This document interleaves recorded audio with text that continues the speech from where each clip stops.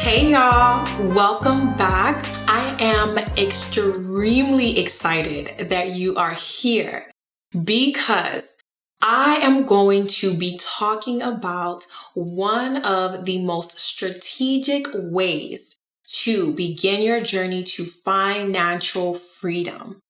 This episode is going to be a general introduction, and the next episodes following, we're going to get deeper into this topic. I can confidently say that based on my experience thus far on this journey as a young Black female, first generation doctor, entrepreneur, everything, I can confidently say that one of the most strategic ways to begin your journey through financial freedom is real estate. And one of the most affordable ways to get into real estate is house hacking. And you guys, for my residents especially, this even can apply for those of you who are or about to be student doctors too. But for my residents especially, and for my new docs, I am going to have you see why you are especially in the position to especially take advantage of the opportunity of getting into real estate through house hacking. So first, we're going to talk about why real estate is one of the best ways to begin pursuing financial freedom and creating wealth. Real estate is one of the pillars of wealth creation, and it has been for years.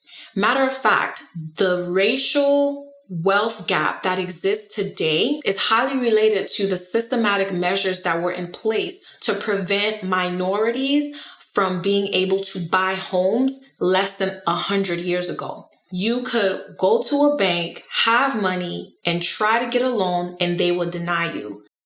And that right there led to an increase in home ownership amongst white families, while Black and brown families and minorities were left just renting and purposely done so, which goes to show how powerful owning real estate can be. Much of the generational wealth that exists is through real estate. And here's 3 reasons why real estate is so essential in creating wealth. The first thing is equity. When we are living in a place, we're making monthly payments, right? And for those of us who are renting, we're paying a rent to the landlord, who then goes and pays for their thing. However, when we own the home, those monthly payments that we're making are going towards principal amounts, interest, and insurance and whatnot. But that principal amount that the money goes towards is now becoming equity. So as you're making monthly payments towards your mortgage, part of that is going towards equity that is going to be yours to take later. The next thing is tax deductions. The tax laws that exist, so all the taxing that goes on, is pretty much made to favor those who are owning businesses, owning real estate, and it's created to give them a break. So a lot of people are upset when they hear of people who have a lot of wealth not having to pay taxes. And the reason is because the tax laws were created to benefit those people because they see it as those individuals are contributing to the economy, contributing to society. Whereas those of us who are not owning businesses, owning properties, we're just living. We're just like, hey, I'm just paying because I want this. I'm not really quote unquote contributing anything. So therefore it's like, well, why do I need to give you a tax break? And there's no reason for us to be mad at it because we can take advantage of it as well by creating businesses, by owning real estate. And that's one of the reasons why so many people who are trying to create wealth try to attain some kind of real estate property so that they can now not only have something that's giving them equity, but also giving them tax breaks as a result of having something that's giving them equity. So those deductions, huge bonus and a huge way that people are able to create wealth. And then the third thing is appreciation. So depending on the area that you are in, If it's in a state where it's growing, a lot is coming to the city, it's up and coming, you see businesses coming, school, hospital being built there, etc., or it's just a highly favorable community to live in, period, it's very likely that your home is going to increase in value just by sitting there. You're not doing anything, and the home is just increasing in value with time, right? So there's that form of appreciation that naturally will come with time if you're in the right location.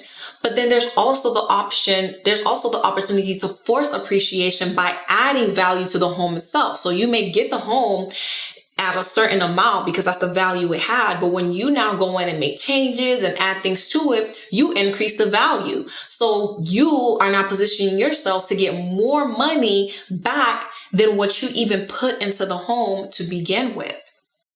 These three pillars, equity, tax deductions, and appreciation, are so essential to creating wealth through real estate. And house hacking is one of the best ways to tap into these benefits because of the fact that when you decide to house hack, you now position yourself to acquire real estate, to invest in real estate by getting a property that you plan to live in and therefore can pay a lower down payment on. And because you're going to hack that house, you're going to be renting out the spaces that you're not living in and therefore collecting rent from your tenants, which now goes towards that mortgage payment. If you were to try to invest in real estate purely as an investor, like you're saying, hey, I purely just want to tap into real estate to make money and I'm not going to live in a property, then you're having to pay a minimum of like 20% most of the time, which is way higher than 3%, right? So you not only are now benefiting from all the perks that come with owning real estate, but you also are decreasing your living expenses, you guys, because you're renting out and having people contribute to this mortgage that you're paying, which is gonna now in turn benefit you. So you're pretty much telling yourself, hey, instead of getting a place and looking for roommates to help me split the rent to pay the owner, I'm getting a place and getting roommates to split the mortgage to go into my financial freedom. That's literally what you're doing. If you saw a flyer that said, see if you qualify for a discount on your rent, you cannot tell me that you would not look into what exactly that flyer is offering, because we all know, or maybe we don't know, that housing, living expenses takes up 1/3 of the budget of an American. So on average, every American is spending 1/3 of their monthly expenses on living expenses alone. And get this, you guys.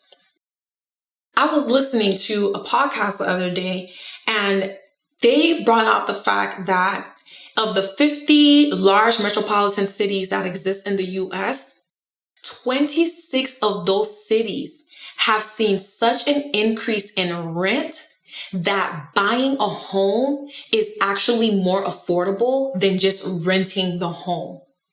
Did y'all hear what I just said? Matter of fact, I know for some of you, it's not even a surprise because some of you are living in those cities where you realize you're paying a rent that pretty much is the amount of another person's mortgage, if not sometimes more. So it almost makes it a no-brainer to say, hey, if I'm in a location where renting is pretty much the same as paying a mortgage, why not consider getting a home and paying a mortgage that's going to allow me all the benefits of having real estate? And then on top of that, you now have the option to tap into decreasing those living expenses by renting it out to other individuals.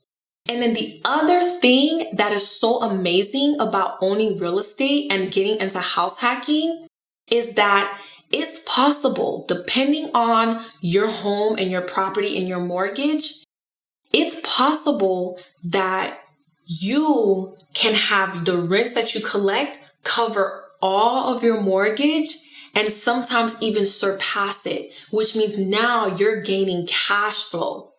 Now, that may not be the case if you're just renting to typical individuals at a, whatever is considered a reasonable fee to pay for rent. But this is something that you can take advantage of if you tap into travel nurses and if you tap into short-term rentals, right? Now, with that, this leads me into the reason why we who are in medical, dental, pharmacy school, whichever, or who are in residency or who just graduated, this is the reason why it puts us in a position where we are in the best position to benefit from this. And the reason is because 9 times out of 10, our careers or our schooling is going to require us to be in a strategic location. What is a strategic location? A strategic location is an area that is near places like hospitals, universities, entertainment centers, near shopping centers, neighborhoods that are favorable, that people will want to come live in, areas that people naturally tend to come to for traveling, for tourism, etc. All of those are things that make a location strategic.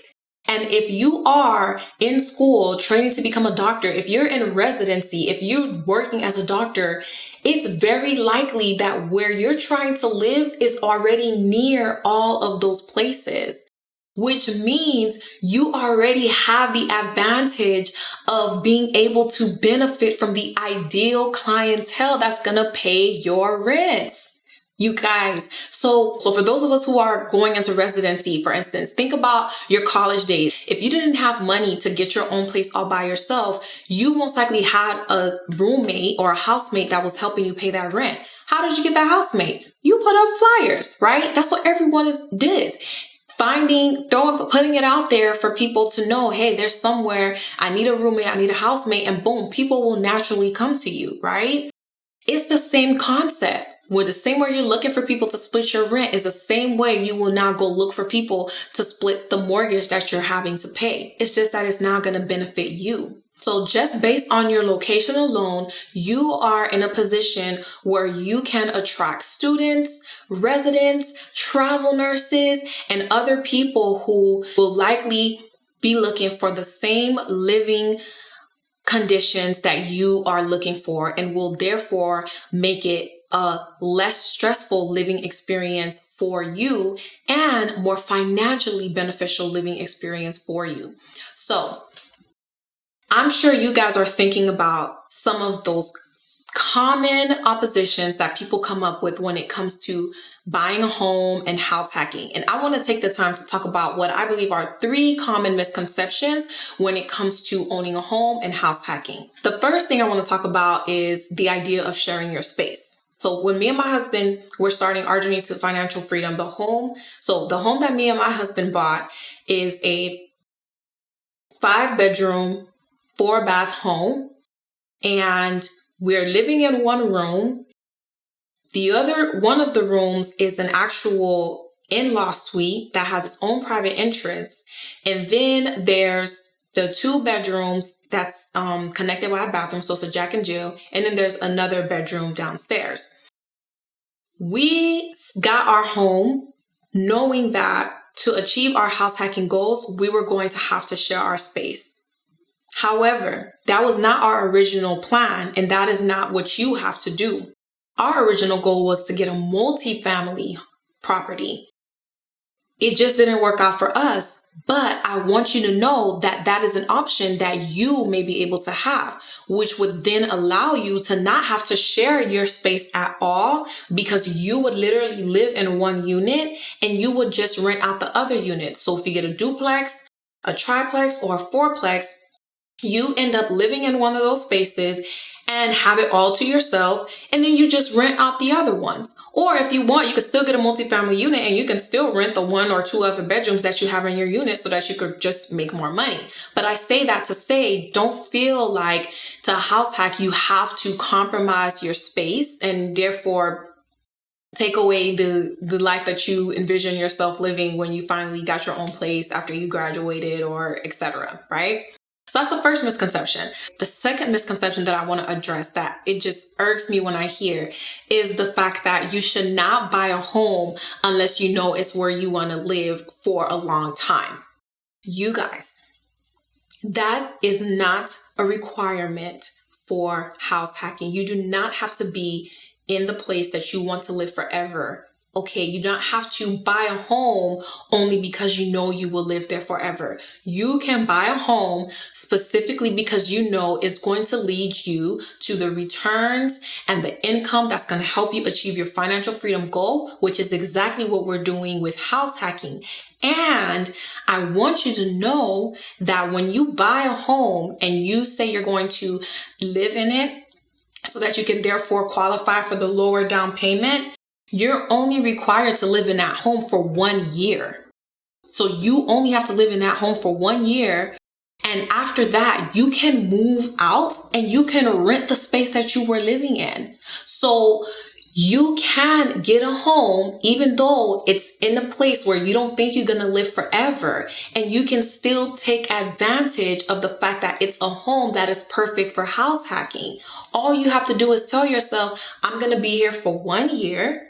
And then I'll move to whatever other house I want to live in or wherever other city I live in. And you can keep that property and keep running it as a rental property. Because remember, you got that property because you knew it was going to make sense as a house hack. So it's going to make sense to keep renting it even when you leave. And the third thing I want to address is the idea that you should not buy a home in an area that you are not familiar with. When it comes to house hacking, we are not just thinking about buying a home just to buy a home. We are thinking about investing in a home, investing in real estate. And there are thousands upon thousands of real estate investors out there who own properties that are nowhere near where they live, that are in places they've never lived in. And on top of that, there's some people who invest in properties in places they've never even been to. Why did they invest in a property? Because they ran the numbers and they calculated that it made sense that the rent collections were going to be enough to cover the mortgage and generate some cash flow if they're looking for cash flow. And if they're not, they're just happy that it's covering the mortgage and they're going to benefit from the equity appreciation and tax deductions. Either way, when you come into house hacking with the mindset of a real estate investor, you are now realizing that you can access the information that you need. You can talk to the people that you need to talk to understand the market of the market that you are considering buying a house in order to make sure that buying that home will make sense. So don't let the idea that you don't know the area that you're buying a home in deter you from considering house hacking. This is not some far-fetched, illegal, questionable scheme that I'm talking about here. I'm talking about a process, a strategy that so many people have been doing for so long that I have heard stories of people 19 years old, 21 years old, starting off their journey in real estate through house hacking alone and who are now millionaires just because they started off with house hacking and just kept growing their portfolio from there. And I want us to realize that we can do the same thing too. As we get that knowledge, like I talked about in the last episode, as we identify the people who've been doing it, you have me as an example. And as you build your network, you will be able to tap into the ways and the paths that you probably didn't realize or thought existed before, but that you now see can create your strategy to being able to start pursuing financial freedom sooner than later, with less than what you thought you had to have and with less than what you thought you had to know. It's that much of a game changer. And there's many people who discourage buying a house while in dental school, medical school, residency, after you graduate. There's so many people who will preach rent first, don't buy, pay off your debt first, all those things. But I want to encourage you to really think about this and really look into this. Remember, we're not just going out there just throwing out money just to see what works. No, we're strategizing. And that is what I'm encouraging you to do, to consider this strategy of house hacking. So to recap, one of the most strategic ways to begin creating wealth and achieving financial freedom is real estate. And depending on where we are and our circumstances, we are very likely in a position where we can take advantage of the benefits of real estate by getting into it through house hacking. And the reasons why considering house hacking is worth it is because it not only allows us to benefit from the equity, tax deductions, and appreciation and other perks that come with real estate, but it allows us to decrease our living expenses, which we know is one of the highest parts of our budget. And it allows us to potentially create cash flow.